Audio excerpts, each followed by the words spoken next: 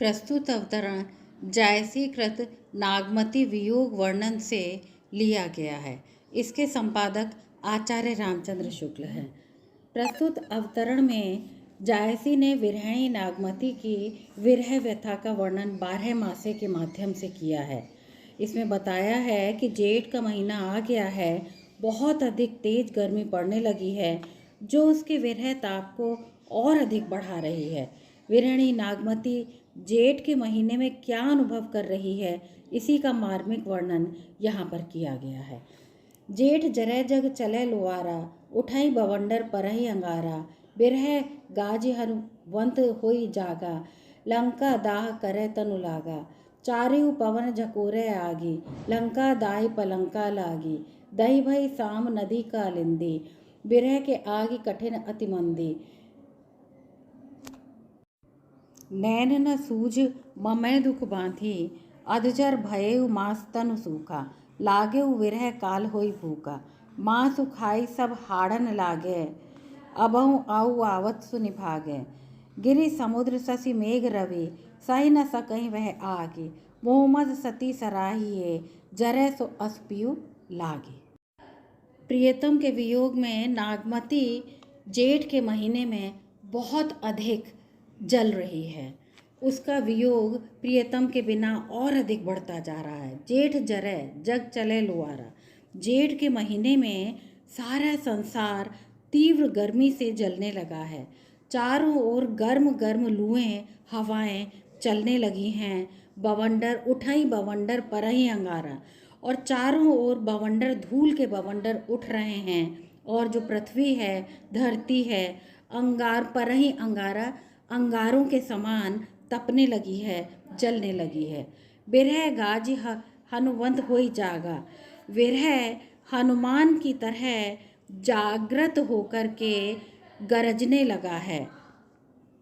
लंका दाह करे तनु लागा, और वह विरह लंका दाह, जिस प्रकार लंका जली थी, इसी प्रकार लंका रूपी मेरे शरीर को जला रहा है। यानी मैं बुरी तरह से जल रही हूँ। साथ ही पलंका लागी, जो आग है वो मेरे शरीर के साथ साथ मेरे पलंग में भी लग रही है, अर्थात लंका रूपी मेरे शरीर को जला रही है आग।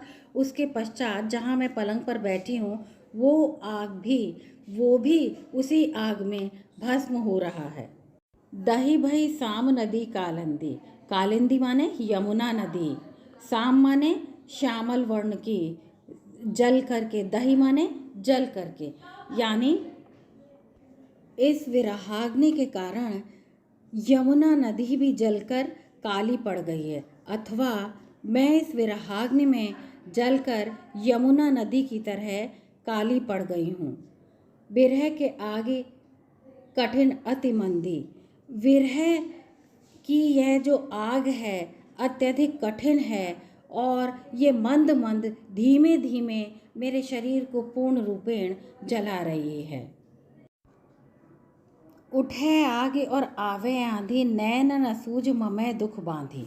यहाँ पर वो कह रहे हैं कि चारों ओर विरह की अग्नि जल रही है, उठ रही है, और चारों ओर जो गर्म हवाएं आंधी के समान चल रही हैं, वो सब मेरे शरीर को जला रही हैं और विरह की अग्नि को और भी अधिक भड़का रही हैं।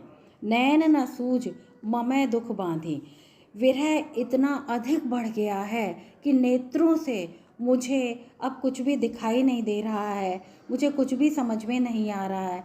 मैं दुख के बंधनों में बुरी तरह से बंधती जा रही हूँ। अधजर भयई मासु तन सूखा, विरह के कारण मेरा शरीर आधा जल गया है, यानी केवल हड्डियां हड्डियां ही शेष रह गई हैं। भयउ मांस तनु सूखा, और शरीर पर जो मांस था वो सूख गया है। लागे विरह काल हुई भूखा, ऐसा लग रहा है कि विरह रूपी काल भूखा है, बहुत अधिक भूखा है, जो कि मेरे शरीर के मांस को खा करके अपनी भूख को मिटा रहा है।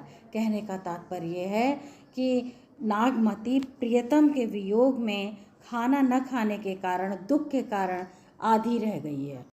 विरह रूपी काल ने इस समय मांस खाने के पश्चात सब हाड़न लागे। अब जो मेरी बची हुई हड्डियां हैं उसको भी खाने में लगा हुआ है। अबहु आऊ आवत सुनि भागे। हे प्रियतम, आप अब भी आ जाओ। आपका आगमन को सुनकर वियोग भाग जाएगा और मैं पुनः पल्लवित हो जाऊंगी। गिरि समुद्र शशि मेघ रवि, सही न सकई वह आगे। मोहम्मद सती सराहिए, जरे सो अस्पियो लागे। कह रहे हैं कि वियोग की अग्नि इतनी भयंकर है जो कि गिरि माने पर्वत, समुद्र, शशि, चंद्रमा, मेघ और रवि सूर्य, कोई भी उसकी तपन को सह नहीं पा रहा है। यह नागमती ही सती नारी है, मोहम्मद सती सराहिए जरे जो अस्पियो लागी। यहाँ पर मलिक मोहम्मद जायसी कह रहे हैं कि नागमती एक सती स्त्री है जो अपने प्रिय के वियोग में इस भयंकर विरह ताप को सह रही है और अभी तक जीवन धारण कर रही है। इस संपूर्ण छंद में अतिशयोक्ति अलंकार विद्यमान है। विरह की कल्पना हनुमान के रूप में करके मौलिक उद्भावना व्यक्त की गई है। यहाँ पर विरह वर्णन पर फारसी प्रभाव भी परिलक्षित हो रहा है, क्योंकि यहाँ पर अध जला फुका और मांस खाना, विभत्सा के जो वर्णन दिखाई दे रहे हैं वो हमें दिखाई दे रहा है। और कह सकते हैं प्रतीकात्मक काव्य है यह, और प्रतीकात्मकता बाधक नहीं है।